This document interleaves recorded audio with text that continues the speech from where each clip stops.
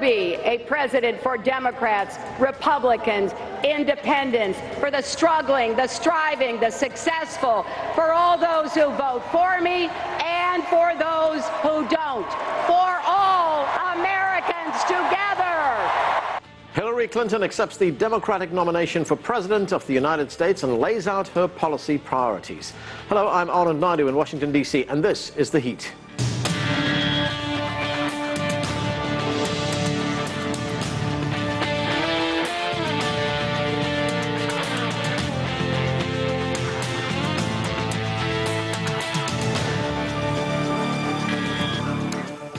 Hillary Clinton makes history as the first female U.S. presidential nominee from a major party. In a speech before the Democratic National Convention, she reminded Americans of her long career in public service and gave a glimpse into her policy priorities if she becomes president. Here to recap the speech, CCTV Sean Calebs joins us from Philadelphia. And Sean, Hillary Clinton formally accepted the Democratic nomination for president. What did we hear in that speech? What were the foreign policy highlights? Anand, you're exactly right. The presidential nominee for the Democratic Party came out and said that the world is watching the United States right now, and indeed that the stakes are very high, and actually said that it is now a moment of reckoning, really trying to draw a stark contrast between herself and the GOP nominee, billionaire Donald Trump. She pointed to her 40 years plus in public service and talked about the fact that Donald Trump has no public experience. So what the international community is getting is a known commodity versus one that they've been reduced to trying to understand through interviews and sound bites that appear periodically. International media also making a certain degree of attention the fact that this was a very significant, very historic moment, the first time that a woman had been nominated president of the United States to head up a ticket. She talked at length about what she would do about ISIL, have more airstrikes and find a better way to support the ground troops in that area, and also find a way to tap into the social media that ISIL has been able to use so well to recruit and also to launch lone wolf attacks. But in large part, Anna, she really talked about domestic policy. She said her primary job was to create jobs for people in the United States and to improve their wages. And Sean, what was the other international reaction to the speech? I think it was very interesting to watch that we were in an area where there were a great deal of international journalists, and we had a chance to walk around and talk to them to get their opinion on what happened. And to a person, everybody understood the historic significance, that this was probably the most important political speech that Hillary Clinton has ever given, or perhaps will ever give. A lot of people were very confused with the U.S. election process. Not necessarily confused, but just perplexed. But how could someone who speaks in such harsh terms as Donald Trump rise to become the GOP nominee? And also understand that Hillary Clinton has a great deal of baggage herself. There's big trust issues, FBI investigation into her private server when she was Secretary of State. So those issues are certainly gaining a lot of attention, and certainly Donald Trump wanting to build the wall along the border with Mexico, crack down on immigration, whereas Hillary Clinton came out and said the exact opposite, that this is a nation of immigrants, and she believes that there's a time to tap into the millions of people who are in the United States who are already earning wages and paying taxes. And so there was a stark contrast, and that is really what's being embraced by the international media. Thanks, Sean. That's CCTV Sean Calebs reporting from Philadelphia. Joining us now from Beijing, Tian Wei is an award-winning journalist and host of World Insight on CCTV. With me in the studio, Joanne Bamberger is author of Love Her Not, The Hillary Paradox. From London, Abdel Bari Otwan is editor-in-chief of Rai Al-Yum newspaper, and from Moscow, Stanislav Bishok is a policy analyst for the CIS-EMO think tank and author of the forthcoming book, Eurosceptics. Thanks to all of you for joining us. Joanne, let me start with you right here in the studio. The convention is over. Hillary Clinton's made history. She's become the first woman to accept a nomination from a major party. But she now faces some formidable hurdles, where she's been facing them for a long time. One is she has to convince voters that she's better than Donald Trump. The other is that she has to disabuse voters of the notion that she's dishonest and untrustworthy. We've seen that. That's a widely held view. And of course, she has to bring on all the supporters from her erstwhile opponent, Bernie Sanders. Has she accomplished that so far? I think she's well on her way to accomplishing that. I think you saw that in the convention. There were some qualms the first night during the convention with Bernie's supporters, but I think that you saw throughout the course of the convention that people were coming on board, and I think you heard her talk about that in the speech last night. I think in terms of the untrustworthiness issue, it's always shocking to me because I think so much of that comes from a narrative that was set up in the 1990s when her husband was president. And to make a very long story short, we've seen many examples of people trying to, extend that through today. And I think one thing that we could do is hopefully, talk about that a little bit more and make sure that people know that she really is not as untrustworthy as so many people seem to think that she is. And just look at the facts as opposed to sort of this false Republican narrative that's been built. And so, but she has a long way to go to fight that. Tian Wei, what did this convention look like from China? I mean, we saw it over 4 days, and these conventions in the United States resemble more a Broadway show rather than a political event. There's a lot of razzmatazz. It's show business. Was it widely covered in China? What were people interested in? People are extremely interested in what's going on with the presidential election from the primaries until now. People are looking at it in comparison to the TV drama, House of Cards. A lot of people are saying what is going on right now in the U.S. politics is even more exciting than the plot of the TV drama. Having said that, though, a lot of people are very concerned about the divisive politics that we have seen since the primary with the two parties, both Republican and the Democratic Party, and also whether the candidates are going to continue with their intense China bashing. Many Chinese believe it is not going to be fair. Abdel-Bari Arfan, we didn't hear much about foreign policy in that speech that Hillary Clinton made, and we shouldn't expect to hear much. These things are about domestic policies. But here we have Hillary Clinton, who led the charge against Libya, who is seen as a hawk in foreign policy. Do you think that's going to continue if she becomes president?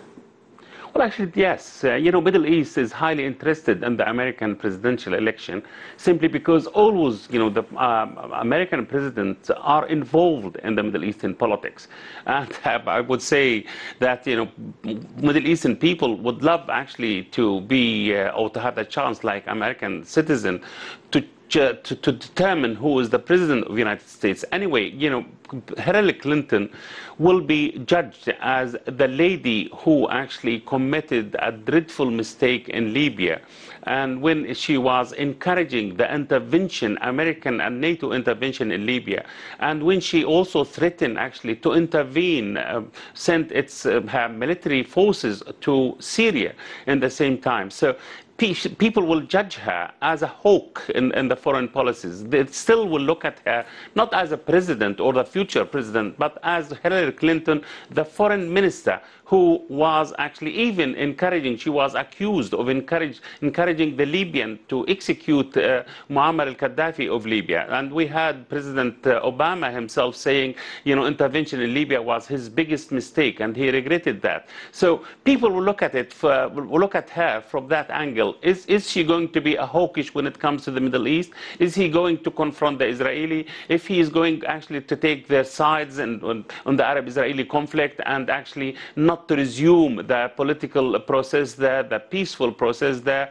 Is she going actually to intervene military-wise in Syria, in Iraq again? She voted actually for the war in Iraq. Is she going to try to fix what she broke in Libya, military-wise, I mean, to try to rectify her mistake there? So people are waiting actually to see what she is going to do as a president. They knew what she did as a foreign minister. Okay, and we are constantly reminded, of course, that as a senator, she voted for the Iraq war. Let's go to Stanislav in Moscow. Stanislav, the Russians have been drawn into this election campaign in the United States, not by design, somewhat reluctantly, one would say. They've been accused of hacking Democratic National Committee computers, of taking emails out of there and publishing those emails, leaking them at a very opportune moment. What do you make of that? What do Russians make of that? Well, first of all, I think that if we remember the Watergate scandal, at that time, at the height of the Cold War, none of the Americans believed that those who broke into Watergate were Soviet spies. But nowadays the things have changed, and we have this Cold War 2.0, and in this case everything that that is happening in the US is considered by many, especially by the mainstream media and by Democratic candidates and even some Republicans, as something which was plotted in Russia. You know, Russians, I don't think we have any involvement in these publications. However, it's interesting to know that during this Democratic convention, nobody, neither Hillary nor Bernie Sanders, addressed this issue, because at the end of the day, the main question is not who did this leak or who took this information from the computers of Democratic Party, but what was behind it, and actually if there was a fraud, electoral fraud against Bernie Sanders, then maybe someone has to say sorry, but nobody did this, and I think that basically what are Russian interested in these elections is, unlike their American counterparts, Russians are more interested what this or that candidate says about their foreign policy, and they compare Trump and Clinton. Trump is more, if not Russia-friendly, then Russia-neutral, but Hillary Clinton is, as she always were, a hawk.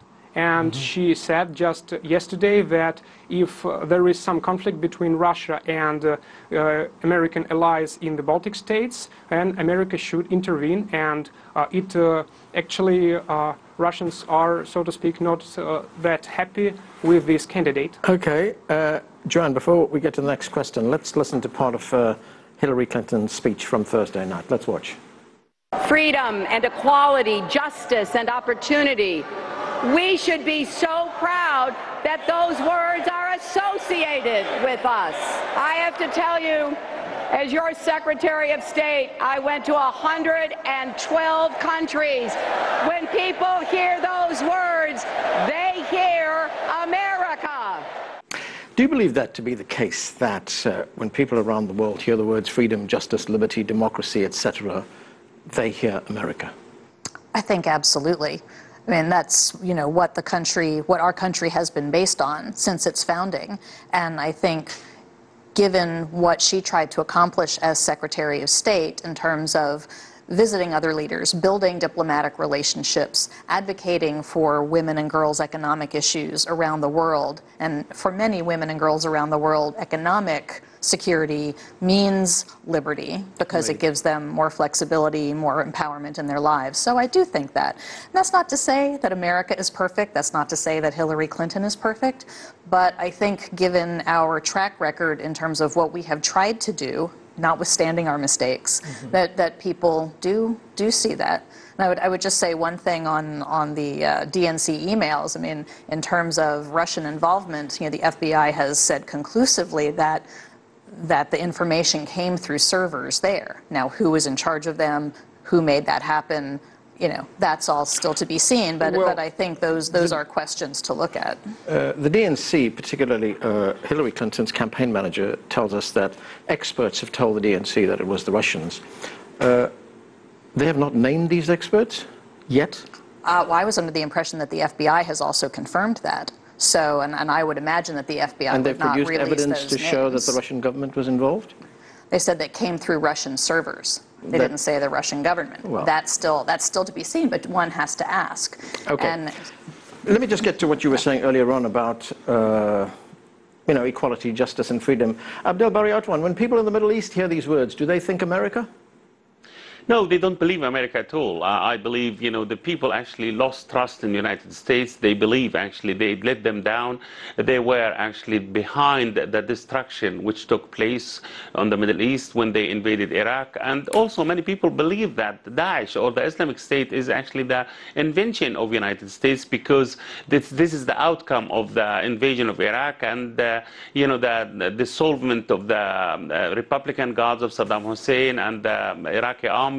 So people actually mistrust the United States. They don't believe they are honest, and even the Syrian opposition who actually were completely dependent on the United States to intervene under the banner of human rights and democracy and freedom of expression to save them from the dictator regime in Syria. They believed that the American actually let them down. They did not intervene. Russia now is the winning party in that part of the world, and they have the upper hand. So I believe Hillary Clinton will have a huge task to repair the American image in the Middle East. Whether she will succeed or not, it will depend on her foreign policy in that part of the world. Right. But honestly, I believe the American losing a lot completely. They managed to gain some when Obama took place, actually, when he took power. But now, after the deterioration of the American image in Syria and in Iraq, I believe she has a huge challenges in her waiting for her. Okay, Tianwei, as you pointed out, Hillary Clinton also referred to China in her speech. Let's listen to part of what she said. If you believe that we should say no to unfair trade deals, that we should stand up to China, that we should support our steel workers and auto workers and homegrown manufacturers, then join us. So what do you think she means when she says that she is going to stand up to China? Well, it's very interesting that Secretary Clinton actually still called her that way. And mentioned about the steel workers and the iron and steel industry inside the United States, as you may know, Arnold, as well as our other guests, this sector has been shrinking over decades in America. It is not the backbone of the U.S. industry, but rather innovation and climbing up the ladders have been the most important thing for U.S. manufacturing. Of course, she is trying to appeal to those who are concerned about the trade issues, doing China bashing, as many of the candidates over many years of elections have been doing about China. But one thing is very important, that now we're in a world that's going through its transformation, and politicians, whether it is in the United States or in China, has to realize that. I mean, look at the Secretary Clinton herself. She has successfully transformed herself in many ways. She was the Democratic hawk in a way when it comes to foreign policy after 9/11. She has become later the most traveled, the most communicatable as Secretary of State since she was serving for the White House. And now probably she needs to transform herself again to recognize all the latest trends in the world, while at the same time appealing to the domestic voters. I think that's one of the most important transformations she has to do, and also the United States has to do. Stanislav, Hillary Clinton told the convention that she is ready to tackle one of the other big problems that the world is facing right now, and that is ISIL in the Middle East. Let's listen to what she said about that. I've laid out my strategy for defeating ISIS. We will strike their sanctuaries from the air and support local forces taking them out on the ground. We will surge our intelligence so we detect and prevent attacks before they happen. We will disrupt their efforts online to reach and radicalize young people in our country. It won't be easy or quick, but make no mistake, we will prevail. Stanislav, is there anything new you heard in that? Isn't that what the United States is doing already? Do you think, on the other hand, that she will expand U.S. involvement in Syria and in Iraq, for that matter? Yeah, you are absolutely right that what she has just said is what the United States has been doing since the Desert Storm, I should say, since the beginning of the 90s in the Middle East, in the former Yugoslavia, and so on and so forth. If you don't like the guys or the leader of this or that country, you have to bomb them and bring them democracy through humanitarian intervention through bombing, through arming opposition inside this or that country, and actually it simply doesn't work. If they want to restore peace, they should rely on at least on the officially elected and internationally recognized government in Syria and elsewhere. But if they do not rely on the official government, I think if she is elected president, they will go on arming the so-called moderate rebels. And as we can see, moderate rebels are sometimes not as moderate as they are presented by Hillary Clinton on the one hand. On the other hand, sometimes they surrender their arms to ISIL. And in this case, I think this foreign policy is absolutely wrong. But if we imagine that maybe the main goal of the U.S. foreign policy in the Middle East is not to bring peace, but to bring chaos or some kind of chaotic situation, in this case, her foreign policy is quite right, because it works for this very goal. Joanne, Hillary has been First Lady. She's, of course, been Secretary of State. She is known around the world. She's not a new figure to people around the world. Has her time as Secretary of State given us any indication of how she would conduct her foreign policy? I think it's given us a good roadmap of how she will conduct herself. I have to disagree a little bit with your prior guest on sort of what America's policy is, or what has been called Hillary Clinton's policy about bombing, and that is certainly not America's policy. And I would also ask these guests about if you don't like Hillary Clinton, what are you going to get with Donald Trump, who is sort of. We have no idea with his strongman talk what he's going to do. How about nobody bombing these places? Well, nobody bombing these places would be good, but that's obviously not the policy she was advocating as Secretary of State. What I think we will get from her is a lot more nuance in terms of having built all the relationships she's built around the world. In a way, we're getting, if she were to win the presidency, we would get someone we had never seen before, not even Barack Obama, not even her husband, Bill Clinton. Right. She will be able to hit the ground running on foreign policy on the first day, because she already has these relationships built. And I think that can only be a positive thing in terms of how American foreign policy moves forward. And in terms of that, and you say a more nuanced foreign policy, and if you look at Thursday night's part of the convention, her speech was preceded by a man called John Allen, who is a retired U.S. military general. Among other things, this is what he said. Let's watch. From the battlefield to the capitals of our allies and friends and partners, the free people of the world look to America as the last best hope for peace and liberty for all humankind. Now, one could be mistaken for thinking that was a rally at a George Bush convention. Some people have said that. They have talked about it. Was it a George Bush convention? Was it a Ronald Reagan convention? I have to imagine that one of the reasons for having all those former military people on stage was to counterbalance sort of the lack of policy, lack of focus that we're seeing on the Trump campaign. But it was interesting to see that many people on stage. Right. Abdul Bari Atwan, there we have John Allen, who would have us believe that what he refers to as the free people of the world look to America as the last best hope for peace, liberty for all mankind. Is that how the world perceives the United States? Well, actually, that's what the world is hoping the United States to do. But, look at the track record of the American administration's policies in the Middle East in particular. It is a legacy of war, actually. It is not a policy of intervention. They never achieved any peace in that part of the world. They created at least 5 failed states in that part of the world.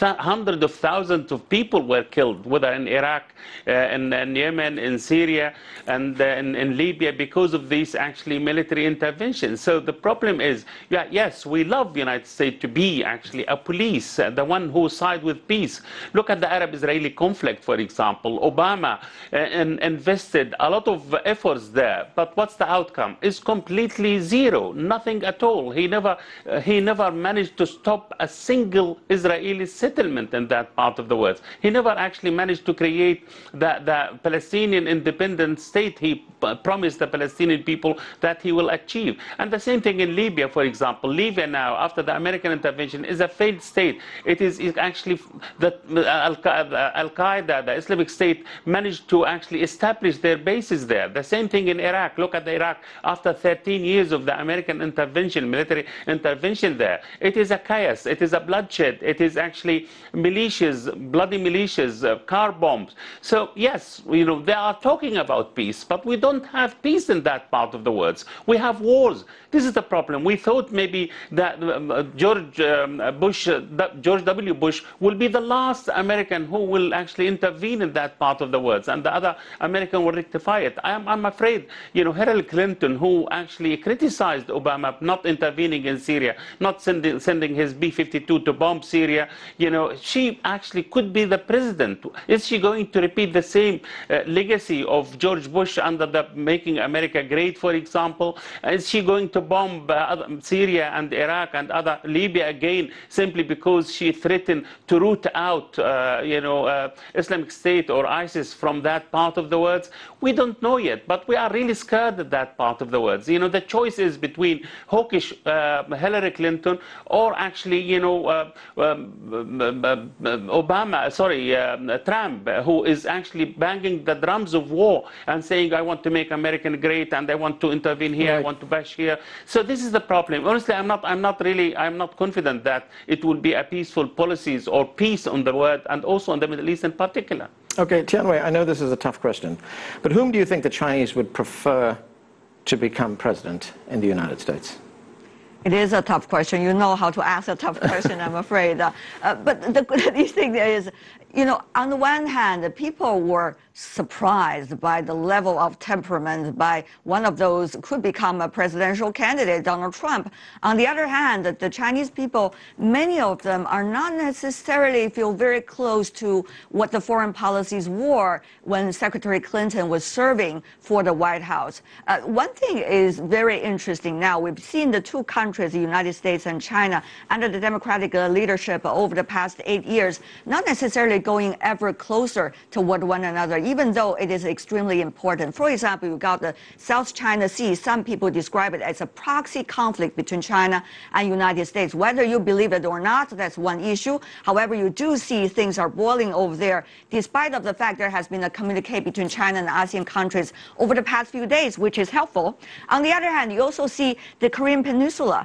The crisis is still going on, not decreasing, but rather increasing, I'm afraid, as a result of the so-called strategic patience diplomacy, as subscribed by Secretary Clinton when she was in the office. But see things, where is it going? And thirdly, you also see a lot of the things between China and the United States bilaterally. The two countries are talking about major power relations. But exactly what is the contents of the major power relations? Over the past 8 years, we haven't seen new development that much coming from the White House. And will another Democrat coming into the White House really solve the problem? We don't know that answer. But on the other hand, will a Republican such as Donald Trump going to do a better job? We're not about that. We're not sure about that either, I'm afraid. Okay, we're going to have to leave it there. Tianwei in Beijing, Stanislaw Wyszok in Moscow, Abdul Bari Atwan in London, and Joanne Bamberg here with me here in the studio. Thanks to all of you for joining us.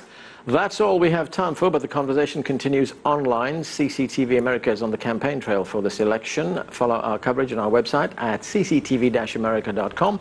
We'll bring you all the updates on social media too. Find us on Facebook, Twitter, YouTube, and Weibo. I'm Anand Naidu in Washington, D.C. Thanks for being with us.